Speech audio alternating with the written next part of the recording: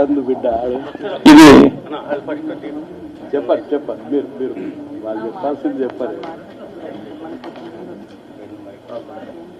మీరు చెప్పాల్సింది మీరు చెప్పండి తర్వాత.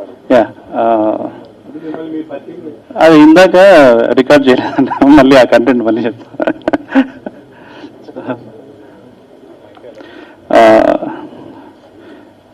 సాయిల్ కాంపాటి నాతో ఒక 3 yearsగా ట్రావెల్ చేస్తున్నాడు.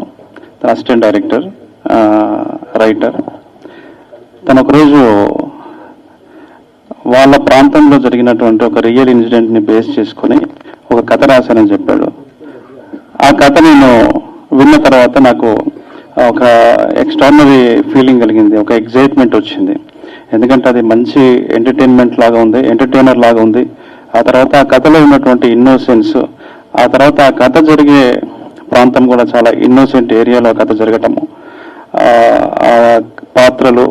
ఆ పాత్రల మధ్యలో సంఘర్షణ అంతా కూడా నన్ను బాగా అట్రాక్ట్ చేసింది.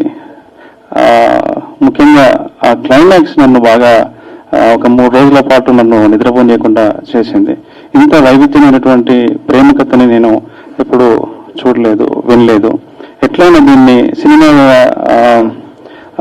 మెటీరియల్ చేయాలనేటువంటి ఒక స్ట్రాంగ్ ఇంటెన్షన్తోని దీన్ని నేను ఈటీవీ విన్ వాళ్ళతోనే షేర్ చేయడం జరిగింది. వాళ్ళు కథ విని వాళ్ళు కూడా ఎగ్జైట్ అయ్యారు.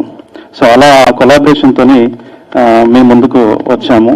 ఇప్పుడు మీరు టైటిల్ టీజర్ అంటే బీట్ ఆఫ్ రాంబాయి మీరు చూశారు.